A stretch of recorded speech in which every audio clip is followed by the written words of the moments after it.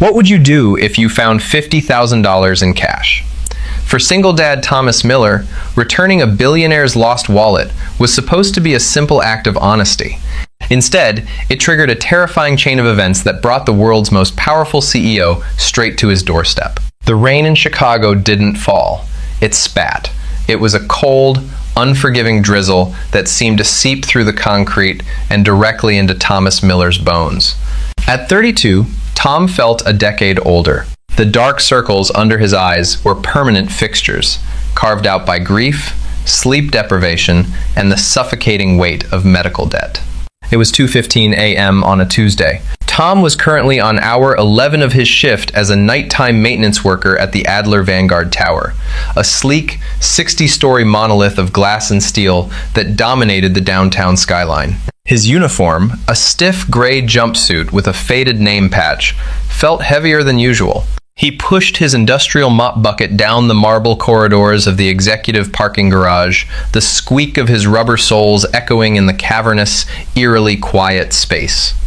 Tom's mind wasn't on the smudges he was wiping from the polished concrete. His thoughts were 3 miles away in a cramped, drafty apartment in Pilsen where his 6-year-old daughter, Lily, was sleeping. Or at least, he prayed she was sleeping. Lily had severe pediatric asthma and a heart murmur that required medications Tom simply could not afford on a janitor's salary. His late wife, Sarah, had passed away 2 years ago in a hit-and-run accident, leaving Tom to navigate a shattered world alone. Since then, his life had become a desperate, agonizing math equation, subtracting the cost of electricity to pay for inhalers, sacrificing meals so Lily could have fresh fruit. He was currently 3 months behind on rent. The eviction notice was folded in his back pocket, burning a hole against his skin. Tomorrow was the deadline. If he didn't come up with $4,000, he and Lily would be out on the street. Tom sighed, wringing out the mop. He moved toward the VIP section of the garage, a roped-off enclave reserved for the C-suite executives of Adler Vanguard. The cars parked here were masterpieces of engineering, Maybachs, custom Porsches, and bulletproof Range Rovers. As Tom swung his mop near parking bay number 1 reserved for the CEO, Amelia Adler, his mop caught on something. He stopped. Under the harsh fluorescent glare of the security lights, resting just inches from the concrete wheel stop, was a wallet. It wasn't an ordinary wallet. Even to Tom's untrained eye, the item radiated wealth. It was made of midnight blue crocodile leather, completely unblemished, with a subtle solid gold clasp. It must have fallen from a coat pocket or a purse as someone stepped into their vehicle. Tom looked around. The garage was entirely empty. The nearest security camera was pointed toward the exit ramp, its red light blinking rhythmically, leaving this specific corner in a blind spot. He knelt, his knees popping, and picked it up. The leather was surprisingly heavy. He didn't intend to snoop, but he needed to know who it belonged to so he could turn it in to Lost and Found. He unclasped the gold latch. Tom stopped breathing. Inside, the wallet wasn't a collection of credit cards and receipts. It was entirely hollowed out on one side, making room for a tightly banded stack of cash. $100 bills. Pristine, uncirculated, and strapped with a purple banking band that read $50,000. Tom's hands began to shake. $50,000. It was more money than he made in an entire year. It was a lifeline thrown down from the heavens directly into a drowning man's hands. His mind instantly began to race, playing a rapid-fire montage of salvation. $50,000. He could pay the back rent. He could pay off Dr. Eris at the pediatric clinic. He could buy Lily the specialized nebulizer she needed, the one insurance refused to cover. He could buy a reliable used car instead of taking 3 buses to get to work. He could put food in the fridge that wasn't generic boxed macaroni. He could breathe. For the first time in 2 years, he could just breathe. All he had to do was slip the cash into his jumpsuit, leave the wallet on the ground, and walk away. Who would know? Billionaires lost money all the time. To whoever owned this, 50 grand was a rounding error. A dinner tab in Monaco. Sweat beaded on Tom's forehead despite the chill in the garage. He reached out with trembling fingers and touched the edge of the bills. But as he shifted the cash, something slipped out from behind the stack. A sleek, black metal flash drive and a folded piece of heavy cardstock. Tom caught the card before it hit the wet floor. He opened it. There was a typed message inside. It read, "Payment 1 of 5. The severance package is ready. Don't disappoint me, or the girl pays the price." A chill, far colder than the Chicago rain, ran down Tom's spine. This wasn't a dropped wallet. This was a drop. This was a payoff, or blackmail. He looked at the only ID in the wallet, tucked into a hidden sleeve, a platinum driver's license. The face, looking back at him, was striking, sharp, and unmistakably powerful. High cheekbones, piercing green eyes, and an aura of absolute authority. The name read Amelia Adler, the CEO of Adler Vanguard herself. Tom stared at the money. The temptation was a physical ache in his chest, pulling at him like gravity. But the words on the card, "The girl pays the price," echoed in his head. Sarah's voice ghosted through his memory, quiet but firm. "We never take what isn't ours, Tommy, no matter how dark it gets." He couldn't do it. If this was dirty money, if this was tied to threats and extortion, taking it wouldn't save Lily. It would drag her into something far more dangerous than poverty. Tom closed the wallet, his jaw set. He didn't take a single bill. He shoved the heavy leather into his front pocket and gripped his mop. He would return it directly to Amelia Adler in the morning. He just had to survive the night. By 8 a.m. the next morning, the grand lobby of the Adler Vanguard Tower was a hive of chaotic, high-stakes energy.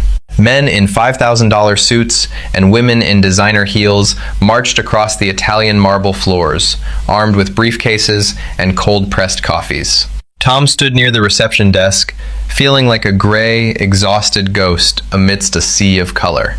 He had clocked out at 6 a.m., splashed cold water on his face in the staff restroom, and waited 2 hours for the executive offices to open. His jumpsuit was stained with industrial cleaner, his boots were scuffed, and he was acutely aware of the disgusted looks he was receiving from the corporate elite. "I told you, buddy," the head security guard, a beefy man named Stan, sneered. "You can leave whatever you found in the drop box. You are not going up to the 61st floor." "Miss, Adler doesn't see maintenance staff." "I can't leave it in a box," Tom said, his voice rough from lack of sleep. "It's highly personal. It belongs to her.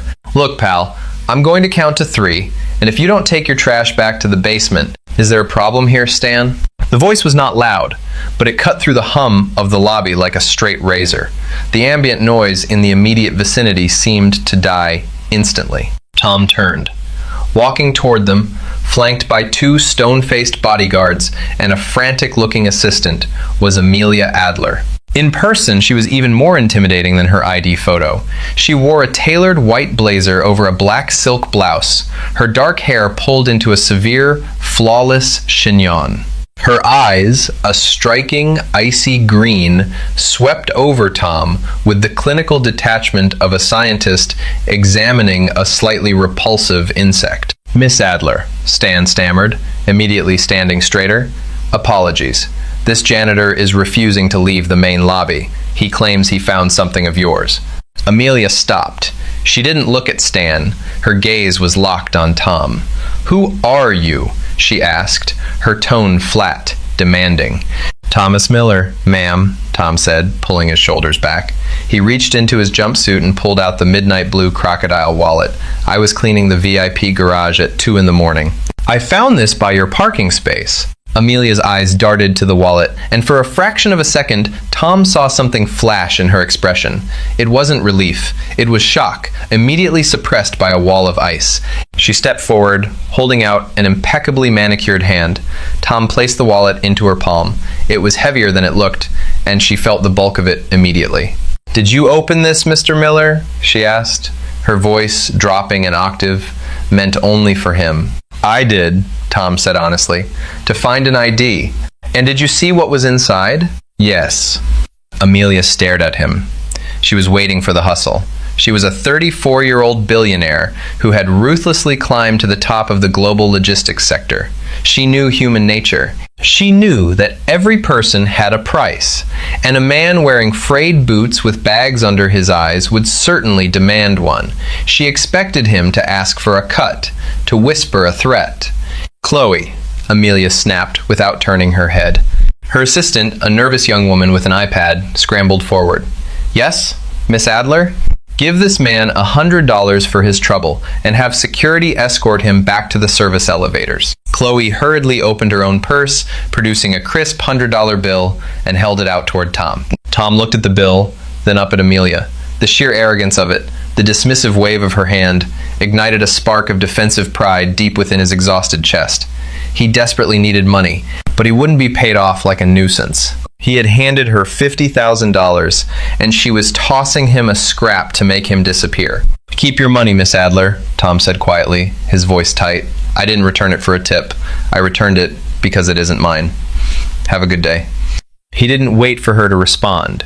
He turned on his heel and walked away, pushing through the revolving glass doors and stepping out into the biting morning wind. Back in the lobby, Amelia stood completely still. She ignored her assistant's confused look. She gripped the leather wallet so tightly her knuckles turned white. 10 minutes later, inside the soundproof, bullet-resistant glass of her penthouse office, Amelia locked the door. She walked over to her sprawling mahogany desk, dropped the wallet onto the surface, and opened it. She didn't carry cash, ever. She pulled out the stack of $100 bills, $50,000. She pulled out the black flash drive. Then, she unfolded the heavy cardstock note. Payment 1 of 5. The severance package is ready. Don't disappoint me, or the girl pays the price. Amelia's breath hitched. The girl. She sank into her leather chair, her mind spinning wildly. This wallet had been stolen from her purse 3 days ago while she was at a corporate gala. She had assumed it was a petty theft, a pickpocket in a crowded room. But now, it had reappeared in her private parking space, stuffed with dirty money, a data drive, and a threat. Someone was trying to frame her. Someone inside her own company. The drop was supposed to happen in her parking spot, implicating her in whatever illegal transaction this was. The severance package was a code word. Suddenly, her thoughts snapped to the janitor. Thomas Miller. He had found it. He had opened it. He had read the note. Why didn't he take the money? He looked like he hadn't eaten a full meal in days. A man like that doesn't just walk away from $50,000 in untraceable cash unless he is part of the setup. Or worse, unless he inadvertently intercepted a dead drop orchestrated by very dangerous people. If Thomas Miller wasn't part of the blackmail ring, he was now a massive liability. Whoever left that wallet in her space would know it didn't reach its intended target. They would check the security tapes. They would see the janitor picking it up. Amelia pressed the intercom button on her desk. Chloe, cancel my morning meetings. All of them, Miss Adler? Chloe asked, her voice trembling slightly over the speaker. Yes, and access the HR database. I need everything you have on a maintenance worker named Thomas Miller. His address, his background, his family. Send it to my encrypted phone immediately. Amelia stood up, grabbing her coat and the black flash drive. She had spent her entire life building Adler Vanguard, fighting off hostile takeovers, corporate spies, and venomous board members like her bitter CFO, Richard Caldwell. She wasn't about to let an extortion plot bring her empire down. If Thomas Miller was an innocent man, he was in grave danger. If he was a spy, she was going to crush him herself. The L train rattled and screeched as it carried Tom away from the gleaming spires of downtown Chicago and deep into the heart of the South Side. The transition was always jarring. One moment, he was cleaning floors that cost more than his life. The next, he was walking past boarded-up storefronts and flickering street lamps. He climbed the 3 flights of stairs to his apartment building, the smell of boiled cabbage and stale cigarette smoke greeting him in the hallway. He knocked gently on apartment 3B. The door opened a crack, secured by a chain, before a wrinkled face peered out. Mrs. Higgins, his 70-year-old neighbor, smiled warmly and unlatched the door.